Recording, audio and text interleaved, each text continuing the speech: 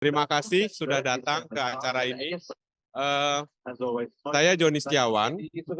Saya kemarin tiba dari Berlin langsung ke Jakarta dan langsung pada hari ini setelah tiba saya menyempatkan waktu untuk ke SMA Wardaya untuk memberikan sedikit informasi tentang studi di Jerman. Apakah ada dari siswa SMA Wardaya yang ingin ke Jerman? Very good. Sudah ada. Wah, banyak sekali ya, udah ada beberapa ya. Sudah tahu mau kuliah apa, mau studi apa? Silakan. Biochemie ya. Ada lagi yang mau kuliah bidang apa lagi sebutkan? Fisika? Kurang dengar? Seni dan sejarah, baik. Nokmel, ada lagi yang lain dari sebelah sini yang mau kuliah Jerman di Jerman bidang apa? Kedokteran, sehr gut. Jadi banyak sekali yang bisa dipelajari dan dilakukan.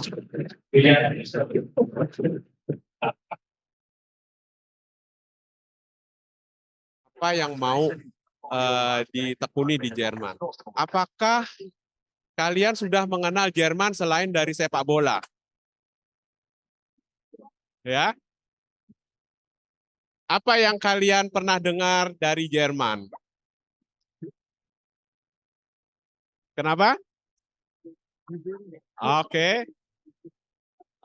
Ada yang tahu tentang produk apa yang paling terkenal dari Jerman?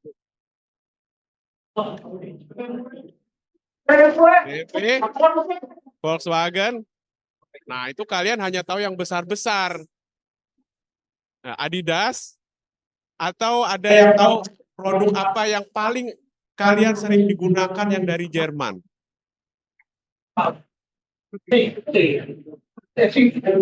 Siemens. Ada lagi yang lebih kecil tapi sering digunakan. Ada satu produk yang hampir tidak ada orang tahu bahwa itu dari Jerman, yaitu lem uhu. Itu adalah produk Jerman yang paling terkenal karena hampir seluruh dunia menggunakan lem uhu. Tetapi kenapa saya menyebutkan hal yang paling kecil sebagai tolok ukur kuliah di Jerman? Karena kalau di Jerman itu semuanya itu harus benar-benar kualitasnya tinggi. Ya, pertama itu yang nomor satu adalah kualitas. Jadi bukan kuantitas atau banyak, tetapi hal-hal yang sekecil pun itu harus mendetail, sangat jelas dan terperinci. Nah, sebelum itu saya akan saya Joni Setiawan, saya tinggal di Jerman sudah cukup lama, yaitu sekarang tahun ke-32. Jadi saya sudah lebih dari 3 dasar bahasa di Jerman. Saya dulu kuliah astrofisika, saya kuliah fisika, jadi adalah saya melakukan riset di Max Planck Institute juga cukup lama dan juga di European Southern Observatory di Heidelberg dan di Chile. Kemudian saya juga sekarang berkecimpung di bidang manajemen dan saya sekarang berada di level manajemen di sebuah akademi yang bergerak di bidang kesehatan dan saya memberikan assessment, mental health assessment di pharma industry. Jadi juga kita bisa lihat dari fisika saya bisa bergerak ke pharma industry dan juga ke psikologi. Ya, jadi banyak sekali yang bisa kita lakukan kalau kita menempuh kuliah di Jerman. Jadi tidak terpaku pada satu bidang, tetapi juga di bidang lain-lain. Ya. Slide berikutnya. Sekarang kita ingin mengenal negara Jerman sendiri. Pertama, negara Jerman itu tidak sama dengan Indonesia, karena Indonesia itu adalah negara kesatuan yang berbentuk republik. Di Jerman itu adalah negara federasi yang berbentuk republik. Makanya namanya Republik Federal Jerman. Ya. Dan apa bedanya negara kesatuan dan negara federal? Kalau di negara federal itu, satu negara itu memiliki wewenang tersendiri. Jadi punya undang-undang sendiri. Tidak sama dengan kalau di Indonesia ada undang-undang yang berlaku untuk seluruh negara. Tetapi kalau di undang-undang di satu negara bagian itu tidak berlaku di negara bagian lain. Contohnya apa? Contohnya adalah undang-undang pendidikan. Dan sini adalah perlu dipahami kalau kalian kuliah di Jerman, kalau di negara bagian satu, misalnya di negara bagian Baden-Württemberg, itu hari liburnya berbeda dengan negara bagian di Berlin. Tidak hanya hari liburnya, tetapi juga ujian masuknya berbeda. Jadi tidak ada ujian masuk yang sama, selalu itu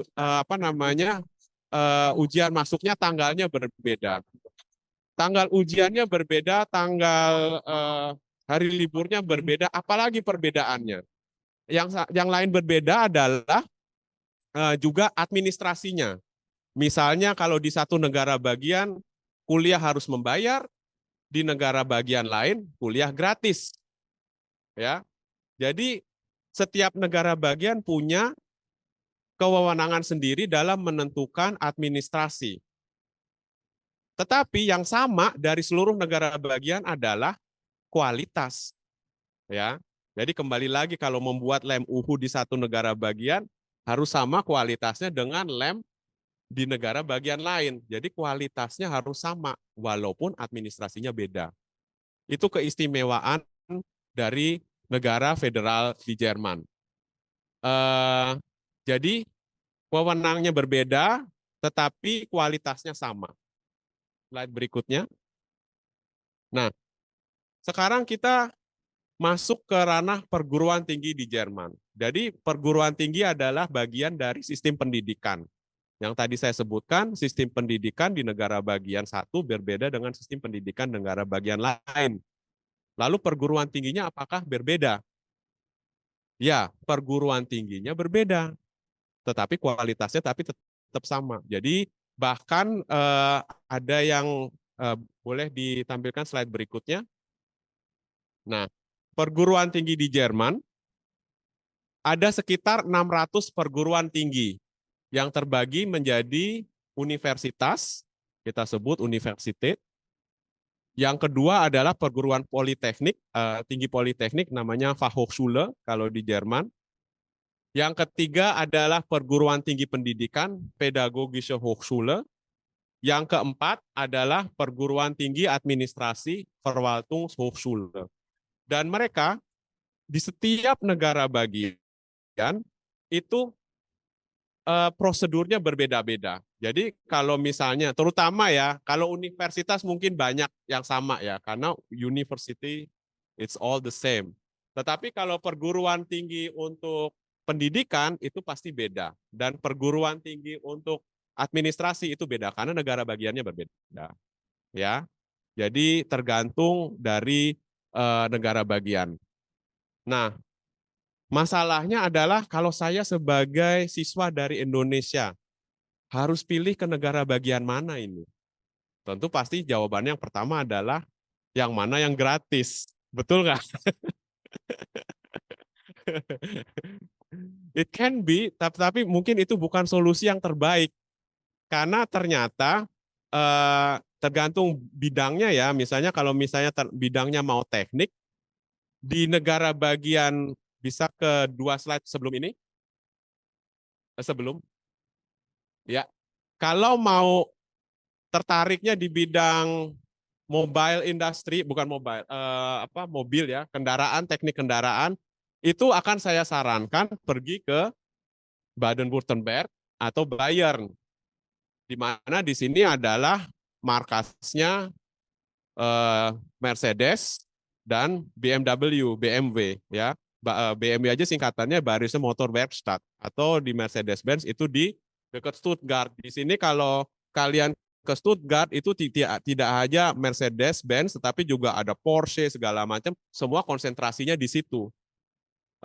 Tetapi kalau di negara bagian lain itu akan konsentrasinya di bidang lain-lain. Misalnya kalau mau bidang membuat kapal kan beda dengan membuat mobil. Itu kita akan ke negara bagian atas di Hamburg atau di Bremen dan lain-lain. Itu teknologi pembuatan kapal. Jadi berbeda. Nah, untuk yang ingin membuat mobil, tentu saya sarankan kalau mau studi mencari universitas yang di daerah Baden-Württemberg atau Bayern. Dan di sana bayar, tidak bisa gratis, ya.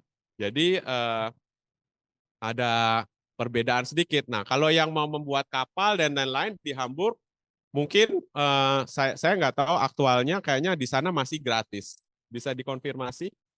Untuk di Hamburg masih biayanya masih gratis, jadi tidak dipungut.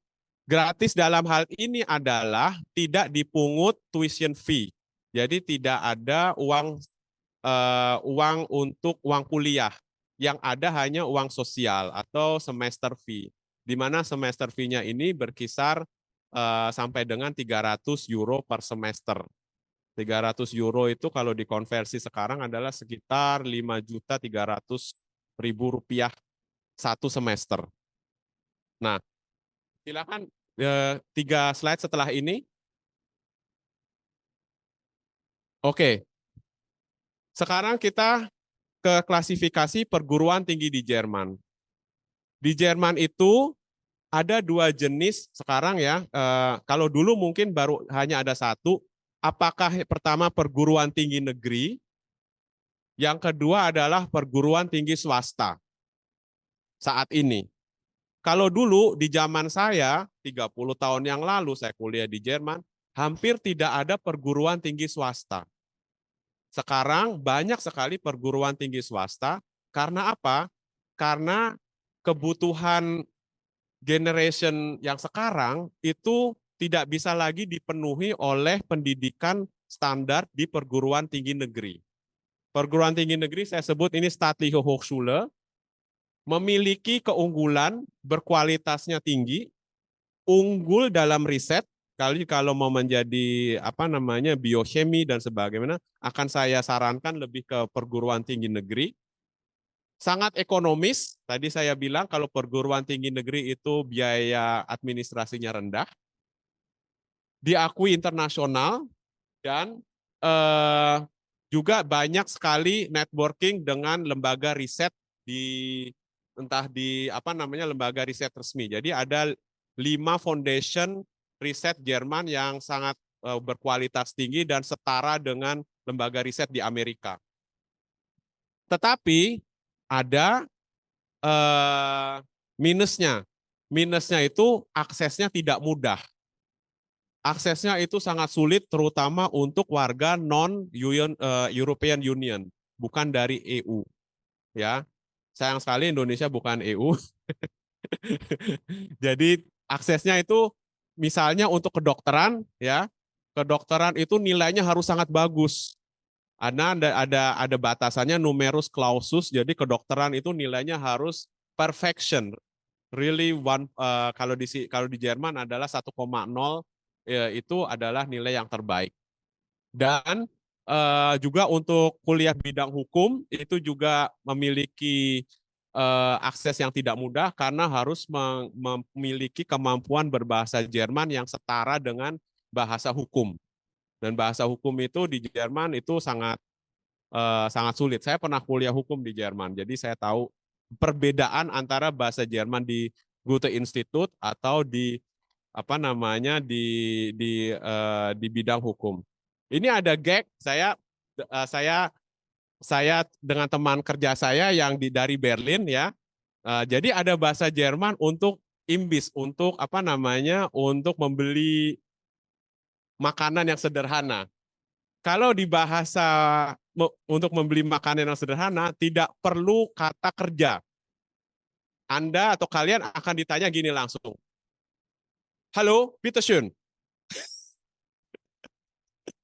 Pasti kalian tahu. Jadi tidak perlu ditanya, padahal kalau kita belajar di bahasa Jerman akan ditanya was möchten Sie denn kaufen? Was wollen Sie denn kaufen? Was kann ich Ihnen anbieten? Tetapi kalau di bahasa Jerman sehari-hari akan ditanya, halo, bitteschön. Kalau kita nggak tahu artinya apa, kita nggak tahu. Saya mau satu kebab, ya. Jadi dan itu kalian bisa lihat di YouTube apa segala macam, itu banyak yang gegek, yang lucu-lucu, di mana penggunaan bahasa Jerman itu apa namanya tidak memakai aturan grammar. Sayangnya kalau kita mau masuk kuliah itu grammarnya harus perfect 100%. Itu masalahnya. Jadi kita harus masuk student college, di mana untuk masuk student college-nya itu juga harus ada ujian yang apa namanya mengutamakan pemakaian tata bahasa Jerman yang sangat baku. Ya, jadi pakai konjungtif semuanya. Ich würde gerne ein kleines haben oder essen. Lalu untuk perguruan tinggi negeri, Staatliche Universität atau Staatliche Hochschule, itu ada minusnya. Pertama adalah durasi kuliah yang sangat lama. Jadi tidak bisa bersaing dengan di perguruan tinggi swasta karena membutuhkan waktu sampai 7 tahun. Ya, antara jadi 5 tahun kuliah, 1 tahun ke-6 itu praktek dan tahun ke-7 ujian. Itu standarnya seperti itu, ya.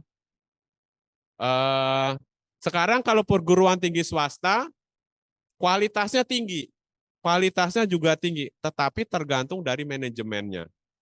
Jadi ada yang dosen-dosennya itu memang kualitasnya tinggi, tetapi kadang manajemennya itu kurang baik. Misalnya pengakuannya tidak diakui oleh negara dan lain-lain.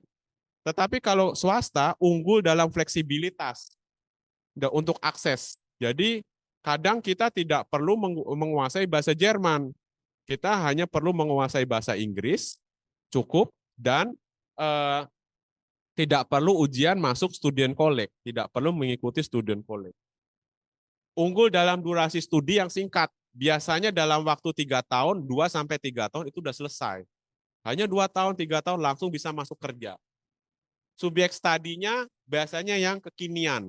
Misalnya apa kekinian itu? Misalnya fashion.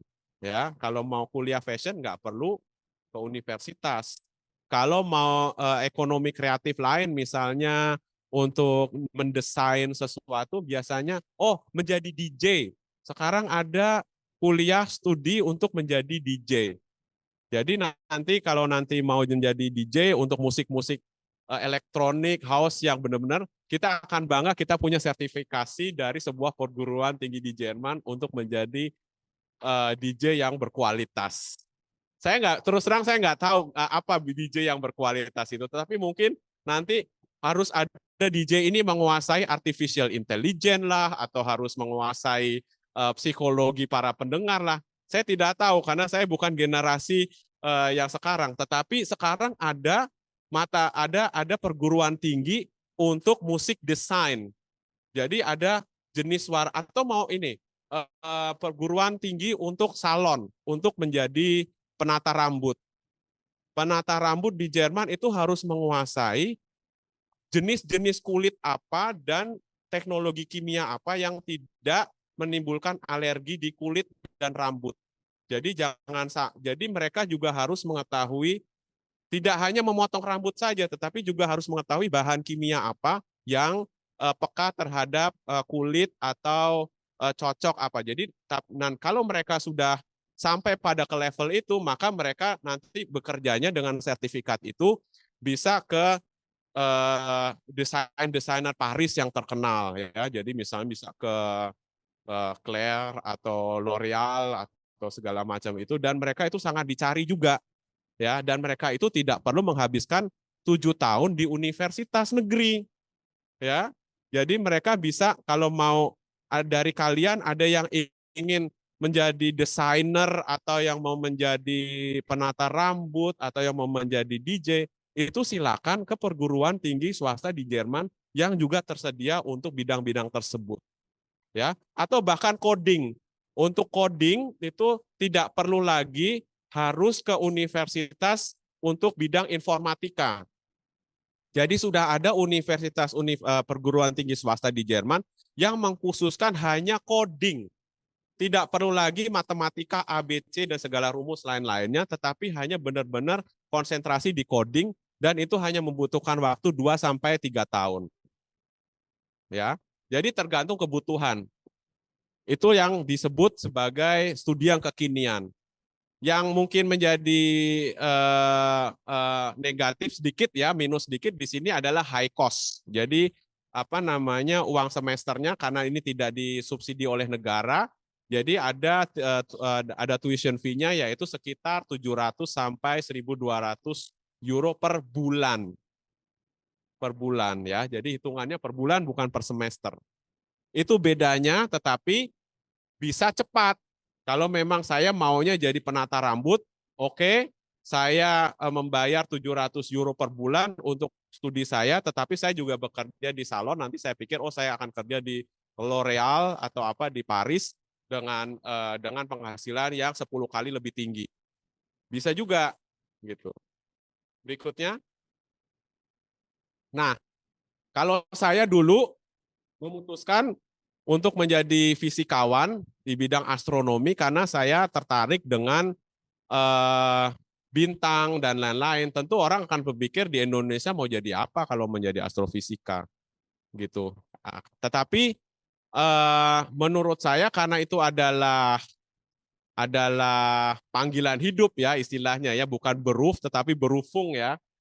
Saya ingin sekali mengetahui tentang apa namanya universe dan sebagainya, dan itu masih sangat dibutuhkan banyak. Jadi banyak proyek riset yang terus berkembang.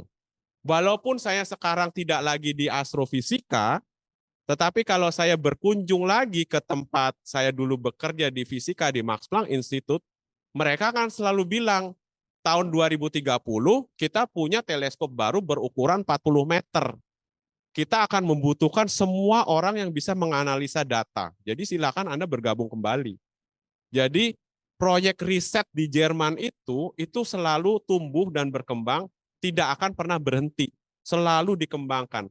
Jadi tidak akan berhenti di Hubble Space Telescope, sekarang ada James Webb Space Telescope, dan ada lagi teleskop-teleskop lain, dan semua itu akan membutuhkan tenaga ahli untuk mengolah data, bahkan mungkin suatu saat sampai untuk penerbangan ruang angkasa atau membuat kota kalau nanti suatu saat kita menemukan planet ekstraterestrial yang selain di bumi, kita akan juga membutuhkan ahli kimia di sana, astrokimia, astrobiologi, astrolaw untuk hukum, jadi untuk pemetaan wilayah planet ini milik siapa dan sebagainya, itu juga dibutuhkan. Astromedicine, kedokteran astronomi juga ada semua ya, astrobiologi, jadi nggak hanya biokemi untuk di Indonesia, ada astrolinguistik. Jadi bagaimana nanti kalau kita berkomunikasi dengan non ekstraterestrial makhluk bukan dari bumi. Jadi juga harus mengetahui kira-kira bahasa apa yang digunakan oleh makhluk asing bukan dari bumi ya.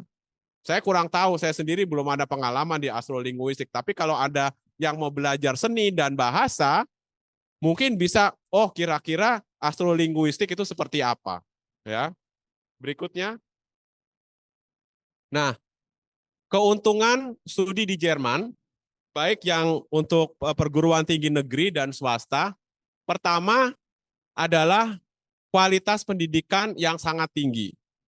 Kenapa sih kualitas pendidikannya ini bisa tinggi? Tidak lain tidak bukan adalah karena sarana pendidikannya itu memang sangat ditunjang. Jadi sarana pendidikannya kalau kalian mau ikut program kami untuk jalan-jalan atau educamp di Jerman hanya untuk 3 minggu, saya akan menunjukkan kita ini bisa melihat sarana pendidikan apa dari library-nya, dari perpustakaannya, dari fasilitas laboratoriumnya, dari tenaga pengajarnya, itu juga yang penting ya, tenaga profesional yang memberikan kita pengajaran itu kualitasnya sangat tinggi ya. Tidak hanya untuk bidang-bidang yang klasik ya, tetapi juga mau sejarah. Kalau mau belajar sejarah atau kesenian, kita bisa lihat buku-buku yang ditulis 300 tahun yang lalu. Misalnya ya, saya sekarang sangat tertarik bidang sejarah, walaupun saya sudah di bidang manajemen, sudah di bidang apa namanya, di bidang fisika. Tiba-tiba saya tertarik arkeologi. Tiba-tiba saya ingin mengetahui kenapa nama saya Setiawan. Saya ingin tahu asal-usul nama Setiawan, misalnya nama saya. Ada yang tahu kira-kira ada yang namanya Setiawan di sini? Ada yang punya nama Setiawan, Setiadi, Setiawan, Setiadi?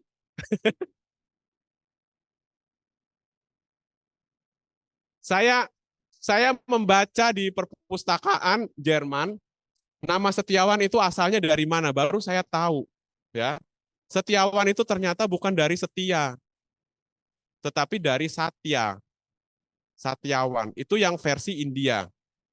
Itu yang versi India, Satyawan. Artinya orang yang mengatakan the truth. Jadi bukan orang yang setia, tetapi orang yang mengatakan kebenaran. Itu versi dari bahasa Sanskerta.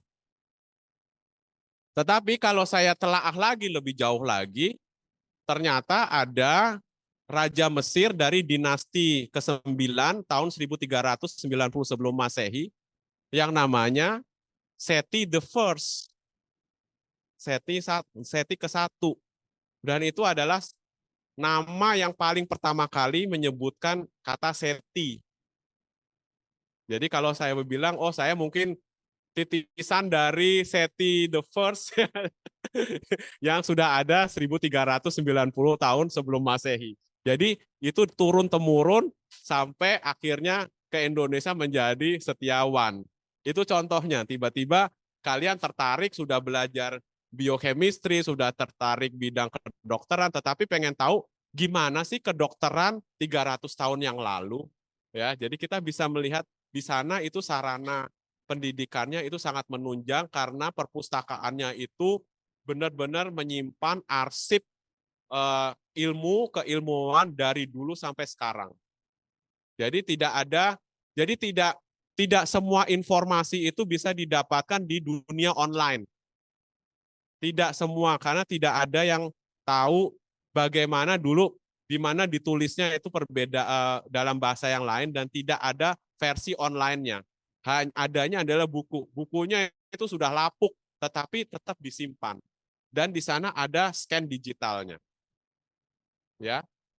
Berikutnya masih berikutnya. Nah, keuntungan yang kedua adalah selain mendapat ilmunya, itu ada penempaan kepribadian. Kita akan menjadi mandiri di sana, kita akan bertanggung jawab atas waktu yang bebas.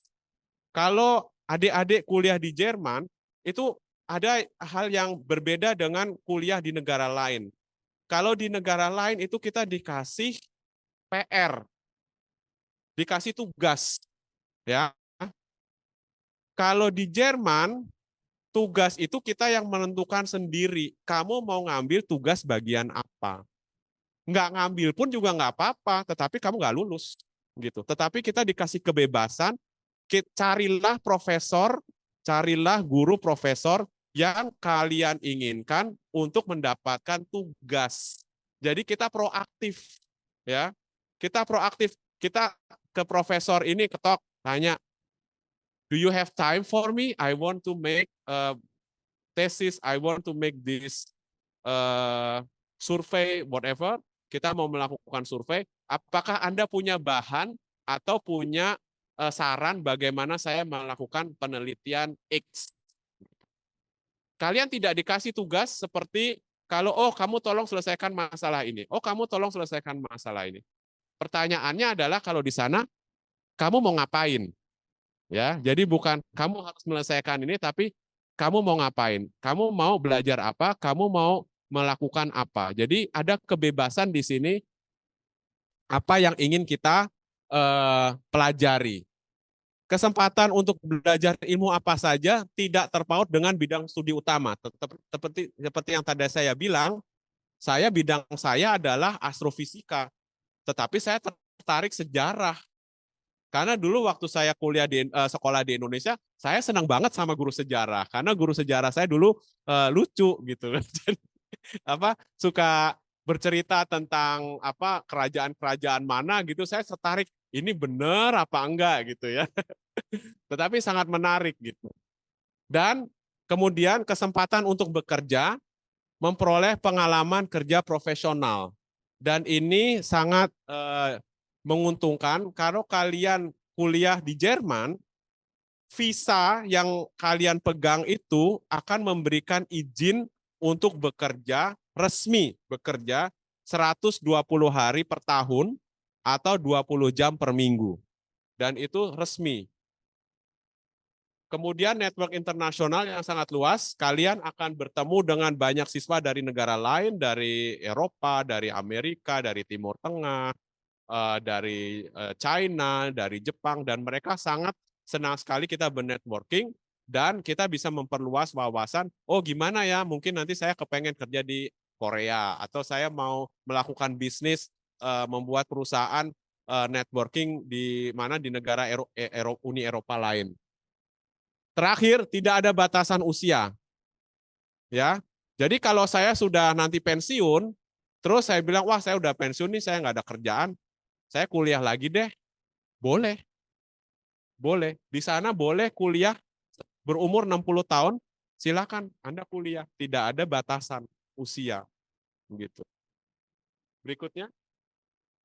Nah, ini yang penting. Tantangan kuliah studi di Jerman. Pertama, bahasa. Wajib menguasai bahasa Jerman, ya. Walaupun ada akses untuk yang berbahasa Inggris, tetapi bahasa Jerman itu diwajibkan karena tidak hanya untuk keperluan akademis, tetapi juga untuk keperluan administrasi. Di Jerman itu kita akan sedikit ribet dengan urusan administrasi, perpanjangan visa, pengurusan asuransi, pembuatan rekening bank, dan lain-lain yang sangat bertautan satu dengan yang lain. Ya, jadi pertanyaannya yang paling ribet adalah tentu memperpanjang visa. Ya, kalau memperpanjang visa ditanya, oh kamu punya rekening bank di mana? Oh kamu ada berapa di rekening bank? Oh kamu cukup untuk asuransi ini enggak? Oh ruang tempat tinggalmu layak atau tidak? Jadi tidak hanya kepentingan akademis, tidak hanya kekuatan akademis yang kita miliki, tetapi juga pengikuti sistem hukum administrasi yang ada di Jerman. Kenapa? Jerman harus menerapkan administrasi yang rumit ini karena untuk membendung supaya tidak terlalu banyak migran yang masuk ke Jerman tanpa alasan. Ya, jadi ini masalahnya di sini persyaratannya cukup kuat, cukup strict. Persyaratan masuk untuk student college ada ujian penerimaannya. Kedua tantangannya adalah visa, ya. Visanya Jerman itu susah-susah gampang. Kalau semua prosedurnya itu diikuti dengan baik dari A sampai Z, dari Z terus ke AA sampai AZ, dari AZ ke BA sampai BZ dan seterusnya lengkap, itu visa akan keluar dalam waktu 4 minggu sampai 5 minggu. Benar nggak? Ya, benar ya. Oke. Saya open ya, saya berwarga negara Jerman. Pada waktu saya mengganti warga negara paspor, kalau orang lain bisa butuh 3-5 tahun. Saya ikuti semua prosedurnya, begitu saya submit, paspor saya diganti dalam 5 hari. Tidak sampai seminggu ditanda tangan sudah dia bilang. Oh karena administrasi Anda sangat cepat. Biar begitu tapi bahasa Indonesia saya masih fasih kan. Saya masih bisa berbahasa Indonesia dengan fasih. Nah, kemudian masalah yang kemudian yang paling sulit untuk orang Indonesia adalah iklim dan cuaca. Jangan menyepelekan sistem iklim di sana. Di sini kita keringetan 25 derajat, 30 derajat. Oke, kalau kalian suka dingin ya 5 derajat oke lah. Tapi di sana tidak 5 derajat. Di sana adalah minus. Saat ini, Bern, wie viel Grad ist es heute in Berlin? Minus 10 derajat. Ya. Kalau kalian minus 10 derajat nunggu bis 2 menit, itu rasanya Anda tersayat-sayat. Hanya menunggu 2 menit sampai supaya kita bisa kuliah. Apa? Apalagi kalau bisnya lagi ada mogok kerja. Ya, jadi kalau pas lagi ada mogok kerja, bisnya tidak datang-datang atau tidak itu menunggunya bisa setengah jam, pasti akan bilang, udahlah kita balik aja pulang ke rumah. That's the true ya. Jadi itu adalah tantangan tersendiri. Ya. Kemudian mencari tempat tinggal, tantangan administrasi, ujian kelulusan bachelor, pengaturan waktu kuliah dengan waktu kerja itu sangat menentukan. Ya, jadi kita tuh harus gigih ulet.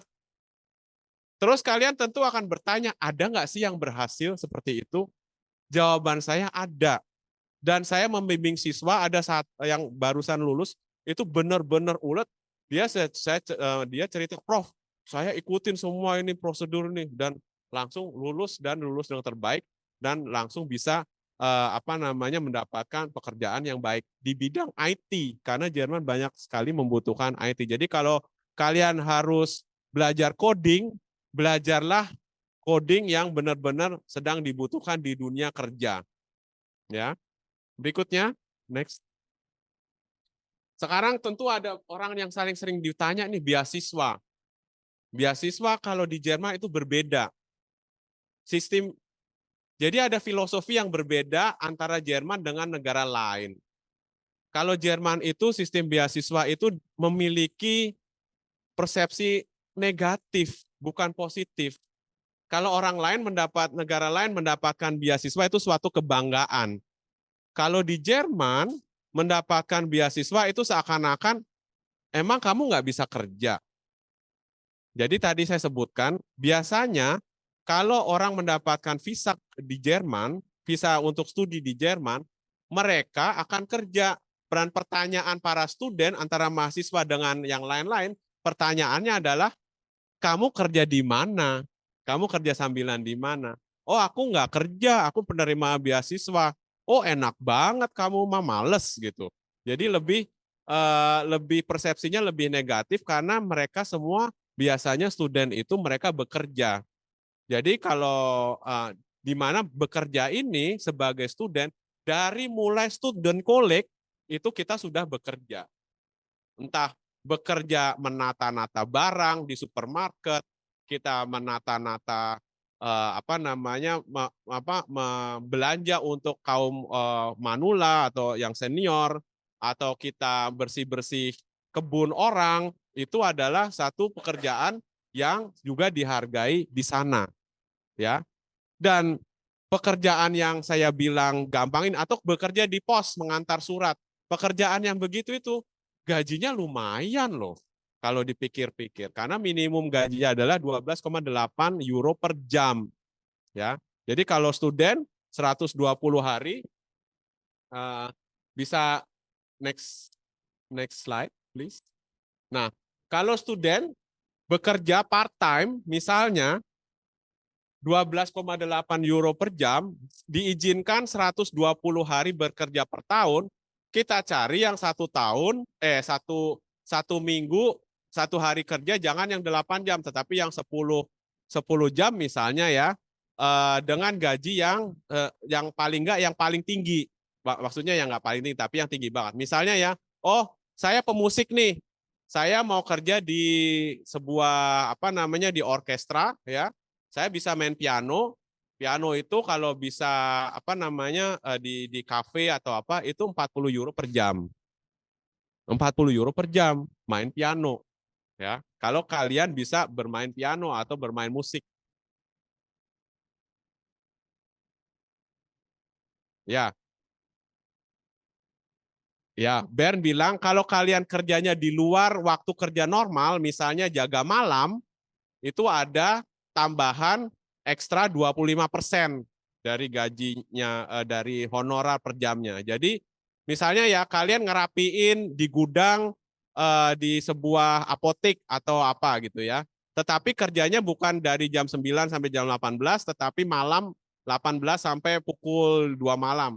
Itu ada tambahan 25%. Jadi kalian bisa mendapatkan, kita bisa mendapatkan penghasilan yang cukup tinggi, antara 1.000 sampai 1.200 euro per bulan, ya, di mana itu bisa mencukupi kebutuhan sehari-hari dan bahkan lebih tinggi dari penerima beasiswa, gitu. Jadi selain itu kita punya pengalaman kerja yang bisa kemudian nanti menuliskan di CV kita, kamu akan ditanya punya pengalaman kerja apa saja. Kalau di situ tulisnya adalah hanya penerima beasiswa, maka kesempatan untuk mendapatkan pekerja profesional itu agak lebih rendah. Jadi kalau ada tulisan, oh kita pernah di bidang logistik, walau kita ngerapiin barang nih, tapi kita tulisnya kita kerja di bidang logistik. Jadi mengemasnya itu harus cantik, ya. Oke, berikutnya. Nah, tantangan bahasa seperti yang tadi saya bilang, bahasa Jerman untuk sehari-hari itu berbeda dengan bahasa Jerman untuk administrasi. Untuk kuliah, kosakatanya itu berbeda. Misalnya kalau kuliah biochemistry dengan kuliah seni dan kesenian dan sastra, itu kosakatanya akan berbeda. Untuk kedokteran hewan dengan kedokteran manusia, itu juga berbeda. Dan untuk bekerja itu ada lagi perbedaannya. Berikutnya. Nah, ini contoh, videonya bisa dimainkan, bisa nggak diklik video? Ada suaranya?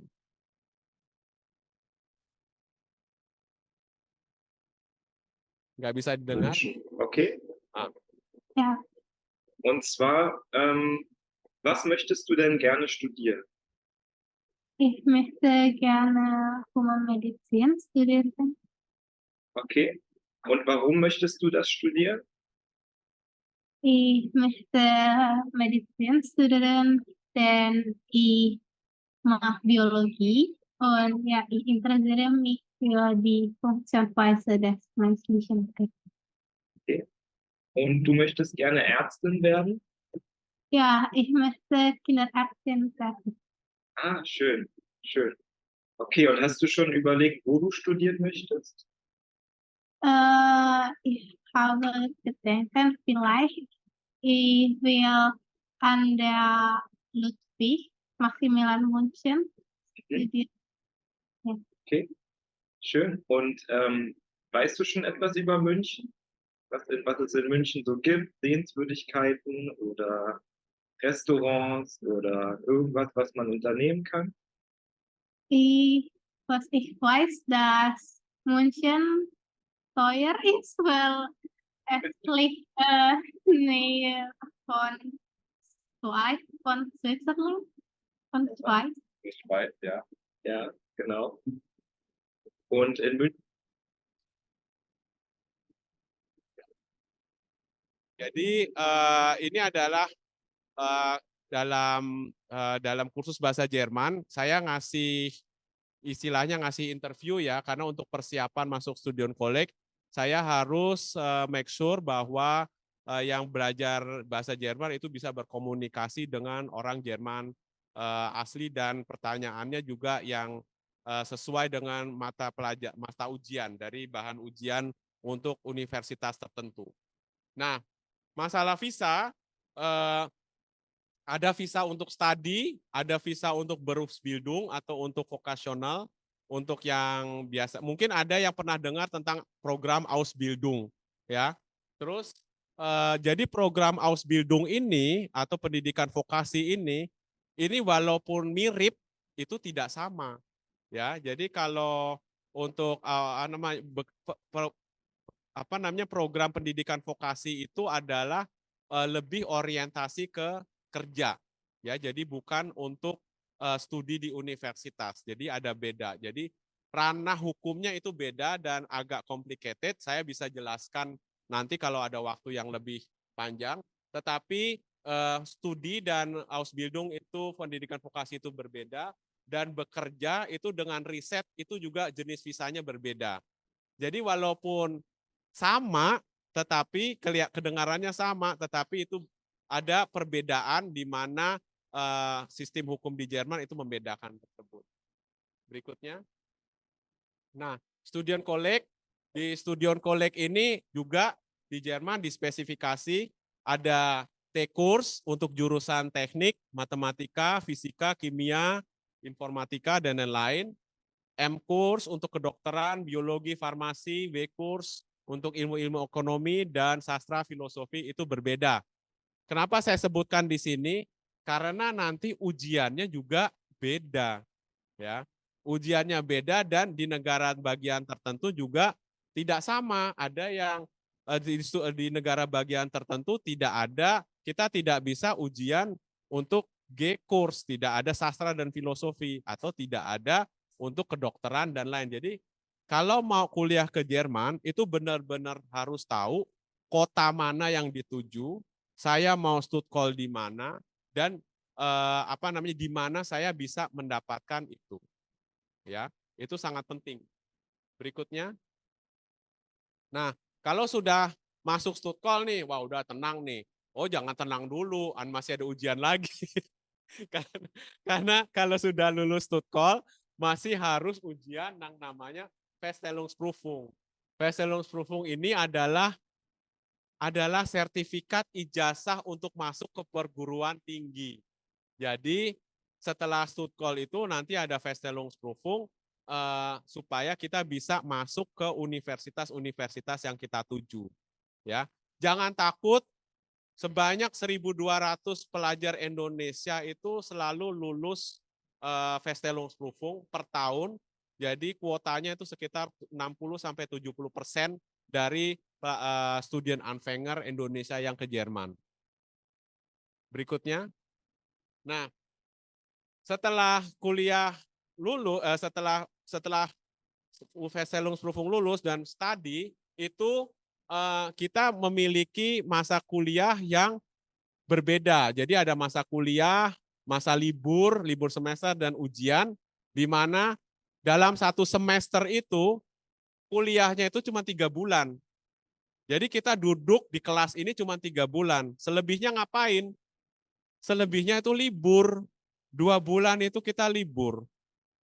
Libur ini tetapi dalam tanda petik. Libur ini kita diberikan kebebasan yang tadi disebutkan di depan. Kita memiliki kebebasan penuh untuk bekerja, atau kita melakukan praktek, atau kita mau pulang ke Indonesia liburan, nggak tahu ngapain. Ya kan enak juga di sini, ya kan? Tapi 2 bulan lama-lama juga bosen gitu ya.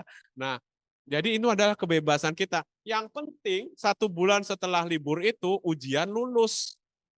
Karena dikasih ada tenggang waktu masa ujian itu namanya klausur ya. Itu hari ini ujian ini, besok ini ujiannya itu, besok ini lagi ujian, dan itu ujiannya itu beruntut. Jadi kayak dipacu gitu loh. Satu, kalau saya dulu ujian di hukum, 1 hukum A, 2 hukum B, hukum C, itu kadang-kadang pusing. Ya. Oke, kemudian diakhiri dengan skripsi, dan skripsi yang terakhir adalah Bachelorprüfung ujian. Jadi ujiannya adalah lisan. Ini adalah contoh satu yang sangat giat sekali ya. Saya bimbing sampai selesai bachelor di bidang IT, dan walaupun bachelor tesisnya dalam bahasa Inggris, tetapi lisannya dalam bahasa Jerman. Ya.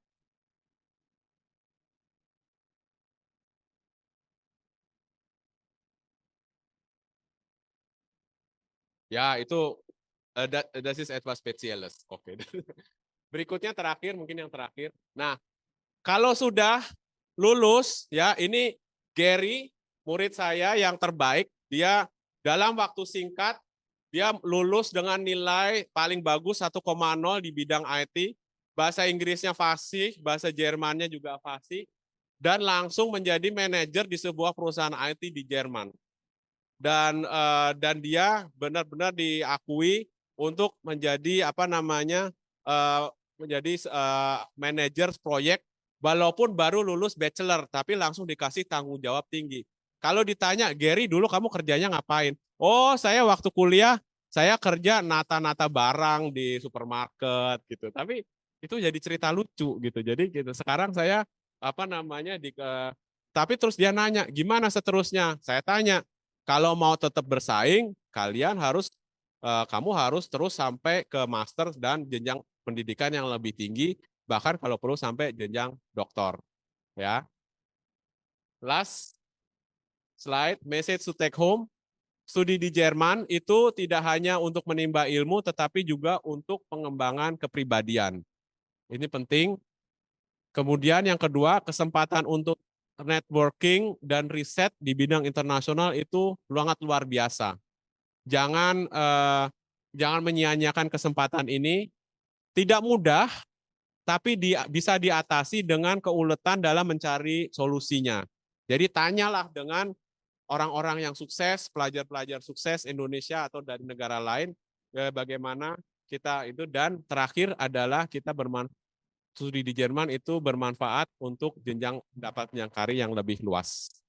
Baik, demikian. Terima kasih. Dankeschön für eure Aufmerksamkeit und auf Wiedersehen.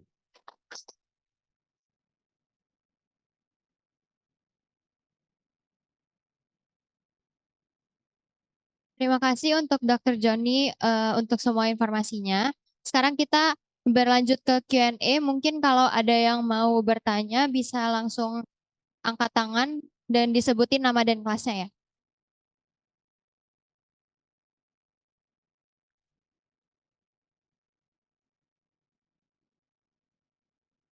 Guten Tag, Dr. Joni. Ich bin Grace. Aku dari kelas X1, 10.1. Pertanyaan saya ada dua. Yang pertama, kalau di perguruan tinggi negeri seperti Technische Universität München, apakah tuition fee-nya, apakah kuliahnya gratis yang pertama? Ya. Karena aku dengar-dengar dari orang-orang gitu ya. Ini baru, ya ada info baru ya. Iya. Yang pertanyaan kedua, kalau misalnya punya sertifikat A-level, IGCSE A-level, apakah masih perlu ambil Studienkolleg atau enggak? Oke. Ya. Baik. Terima kasih atas pertanyaan. Langsung jawab aja saya langsung ya. Kalau mungkin nanti bisa konsultasi dengan Frau Tina di sini. Kalau nggak salah untuk Universitas TU München itu, boleh.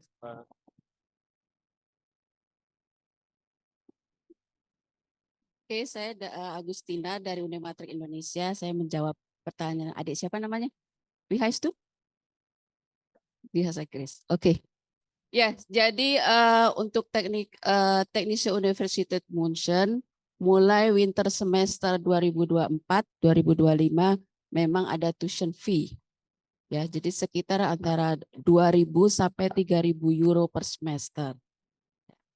Tapi sekali lagi tadi sudah disampaikan oleh Pak Joni bahwa tidak hanya TUM atau LMU yang bagus kualitasnya, universitas yang kualitas bagus di Jerman, di universitas yang lain masih punya juga kualitas yang sama bagusnya dengan TUM-nya.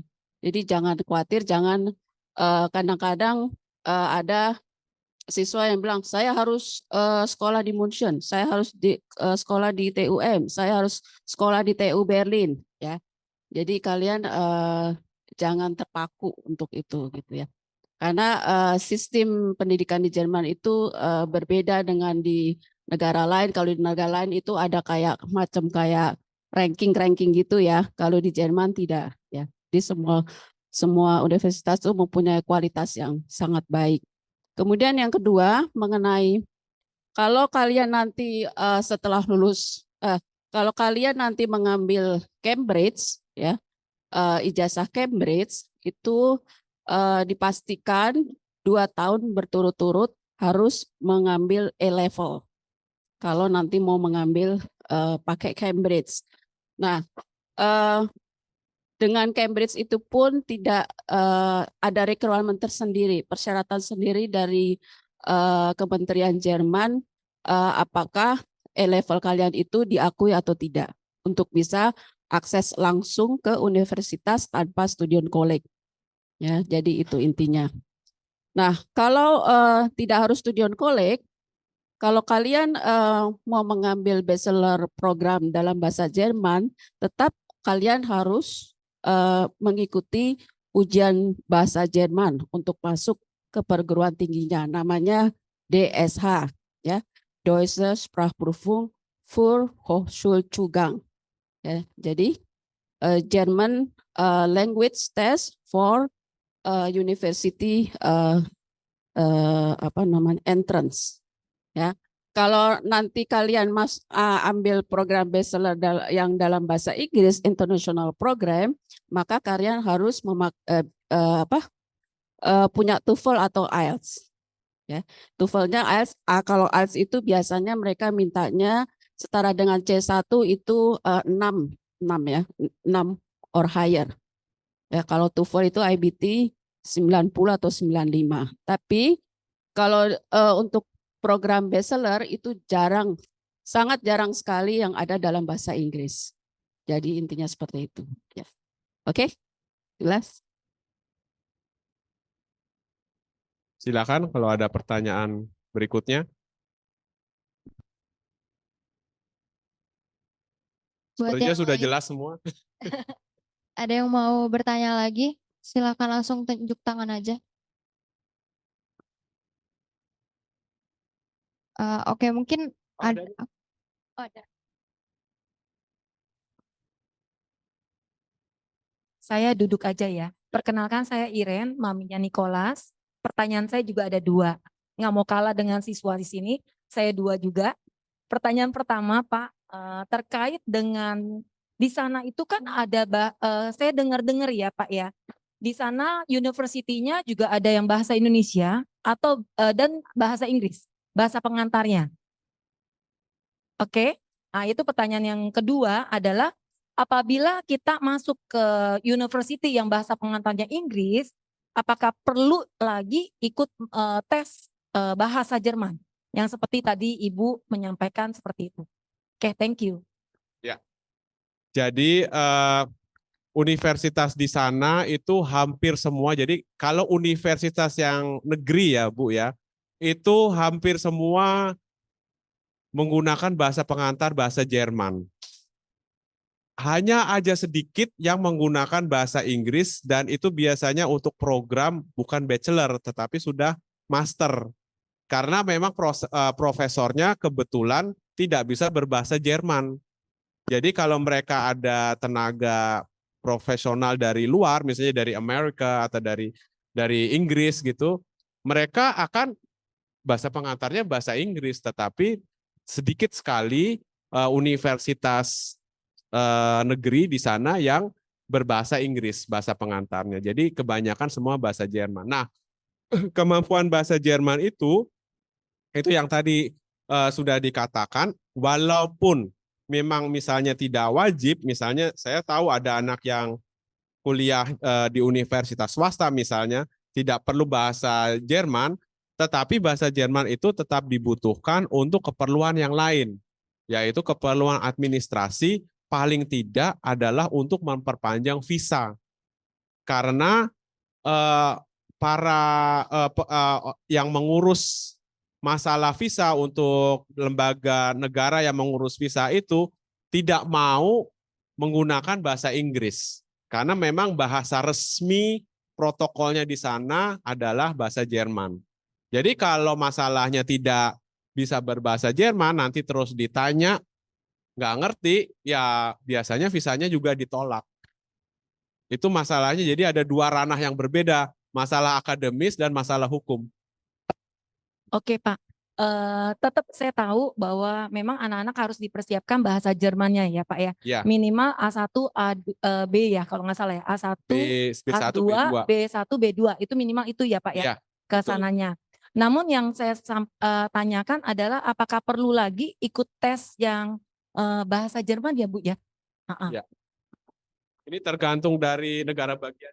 Oh, negara bagian juga ya?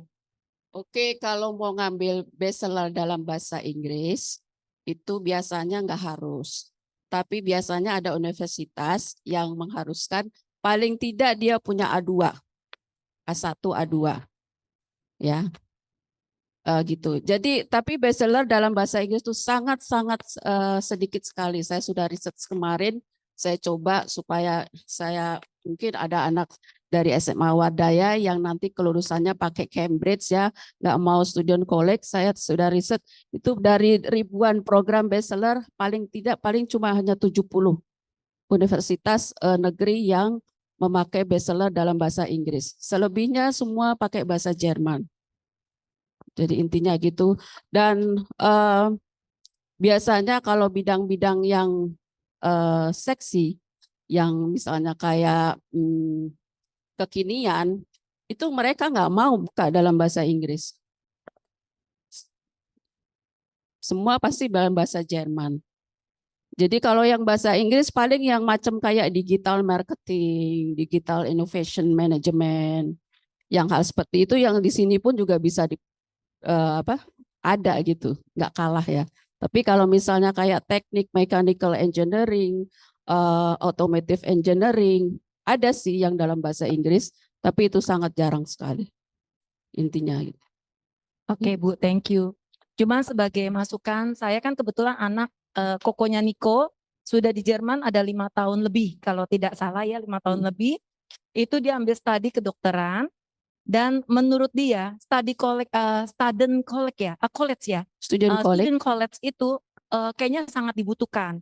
Malah bahkan kalau memang tidak mau melalui student college, ambil bahasa Jerman lebih efektif sekolah langsung di sana, ambil bahasa di sana.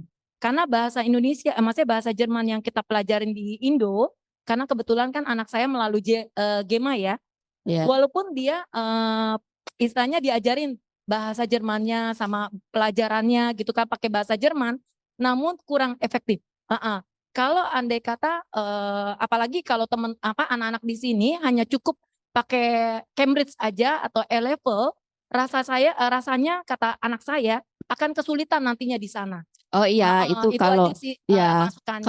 kalau mau ke Jerman ada baiknya selain juga belajar bahasa Jerman di sekolah, kalian juga harus belajar khusus bahasa Jerman di tempat khusus, misalnya di Goethe gitu ya.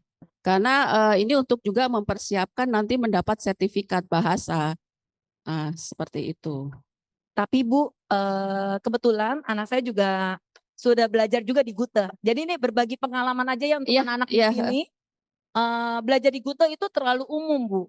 Jadi dia tidak dapatkan bahasa Jermannya itu lebih intensif ya, sehingga dia ambil di GEMA selama 5 bulan, lalu 1 bulan diajarin mandiri untuk urus visa, lalu bantu daftarin. Nah, jadi lebih efektif. Ya kalau di Unimatrik itu ada yang seperti itu. Begitu. Dan kami juga punya program misalnya untuk ada persiapan untuk tes masuk student college, itu kami juga ada seperti itu.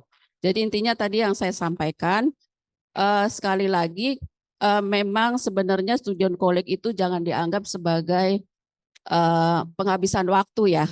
Tapi di situ student college banyak yang dipelajari selain belajar bahasa, tapi juga belajar selain mata pelajaran juga belajar bersosialisasi, juga hidup dengan dari siswa dari negara lain, itu juga melatih mental gitu. Intinya sih sebenarnya Bu, kalau pakai Cambridge itu kalau nggak salah memang nggak bisa masuk student college karena sudah dianggap setara. Jadi terpaksa harus ambil DSH. Nah, jadi kalau mau ya paling gampangnya ya nanti kelulusannya pakai ijazah nasional aja gitu. Kalau untuk mau masuk student college. Oke. Oke, thank you Bu. Oke, untuk pertanyaan terakhir mungkin ada yang mau bertanya?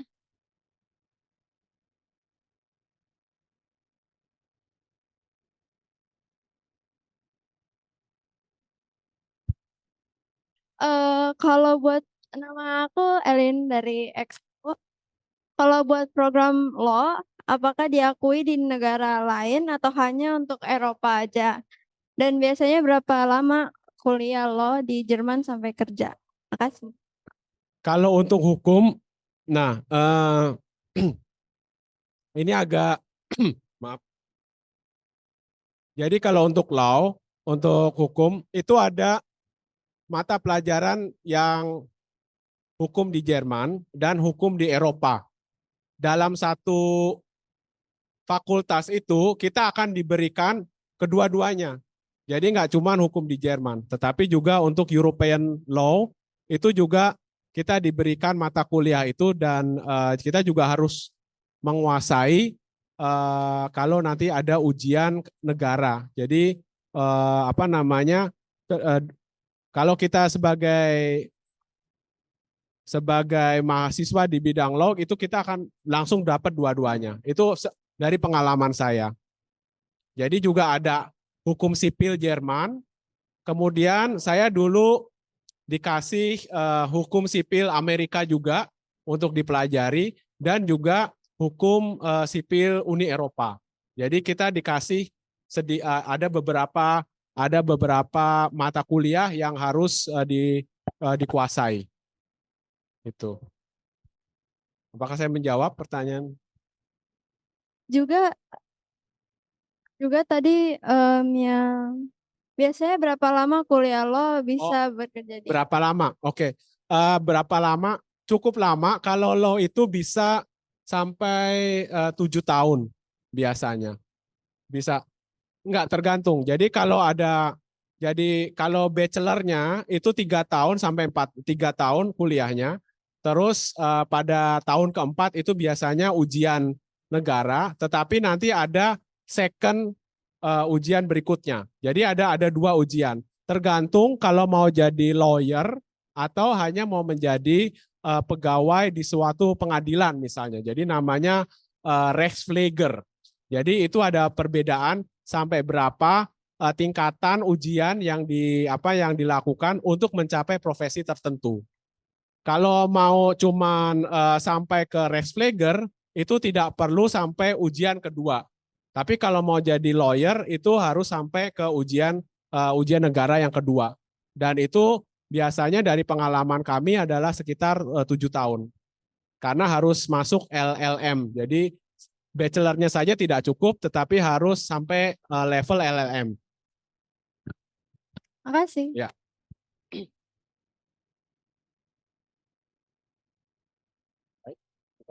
Ini ada pertanyaan satu terakhir dari Zoom. Application time winter semester kan dari Mei 15 sampai Juli 15, lalu masuk Agustus. Apakah keburu untuk urus visa, akomodasi, dan lain-lain?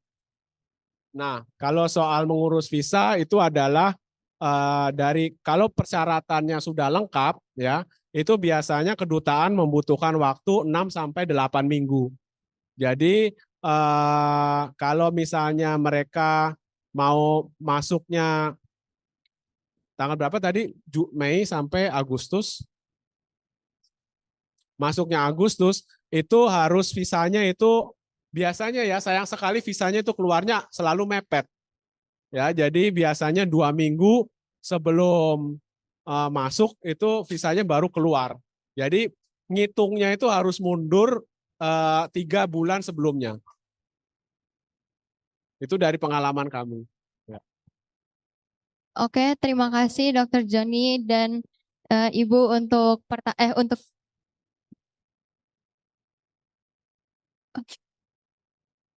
Oh ya, oke. Untuk pertanyaan yang lain, mana yang lebih bagus, University of Applied Science atau University?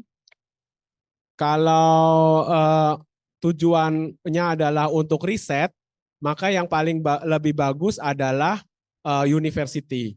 Tetapi kalau tujuannya untuk segera mencari kerja yang praktis, itu University of Applied Science. Oke, untuk yang terakhir, free admission courses maksudnya itu apa ya? Dan apakah tiap university ada dan apa jurusan yang umumnya free admission course? Jadi uang kuliah itu tergantung kepada negara bagian, bukan untuk universitas tertentu, tapi negara bagian tertentu. Jadi kalau tadi disebutkan negara bagian Baden-Württemberg dan negara bagian Bayern, itu mengharuskan membayar tuition fee sekitar 1.500 sampai 2.000 euro per semester, tetapi di negara bagian lain itu tidak membayar tuition fee. Yang dibayar adalah iuran sosial yang besarnya sekitar 300 euro per semester. Kira-kira seperti itu.